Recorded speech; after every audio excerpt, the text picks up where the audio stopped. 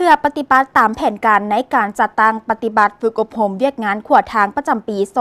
2025 ตามแผนการอนุมัติของกรมสร้างแสงให้มีผลสำเร็จและมีประสิทธิภาพสูงในการจัดตั้งปฏิบัติเวียกงานก่อสร้างและคุ้มครองเส้นทางยุทธศาสตร์ป้องกันศาสตร์ป้องกันความสงบและเส้นทางเข้าบรรดากรมกองของกระทรวงป้องกันประเทศดังนั้นกรมสร้างแสงจึงได้เปิดบ้านฝึกอบรมเรียกงานขวดทางและระยะสั้นประจำปี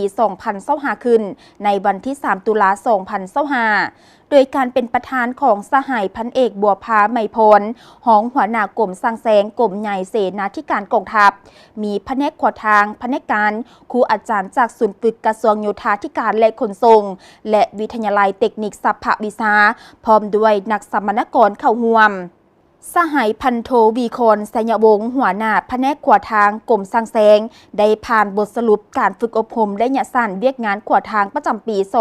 2025 เพื่อเป็นการปรับปรุงและยกระดับความรู้ความสามารถทางด้านวิชาการวิชาเฉพาะของเหล่าหบสร้างแสงว่าเฉพาะก็คือเวียกงานก่อสร้างขวดทางให้มีวิทยาศาสตร์กำได้หลักการในการเฮ็ดหน้าที่การเมืองก็คือหน้าที่วิชาเฉพาะที่ได้รับมอบหมายสามารถกำแน่นทางด้านมาตรฐานเทคนิคข้อกำหนดเทคนิคต่างๆที่กระทรวงโยธาธิการกำหนดไว้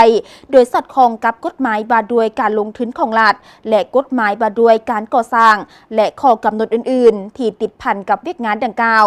การจัดตั้งปฏิบัติเวียกงานฝึกอบรมในครั้งนี้มีจำนวนพลเข้าร่วมทั้งหมด 74 สหายหญิง 4 สหายในนี้ประกอบมีวิชาการจากกรมกองเขตใจกลางกองพัน587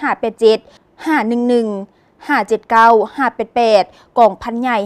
584และกรมกองขึ้นกับกองพลทหารราบที่1กองพลทหารราบที่3และกองพลทหารราบที่4เข้าร่วมวิชาที่นำมาฝึกอบรมประกอบมี4วิชานำใช้เวลาทั้งหมด5วันเท่ากับ120ชั่วโมงคือ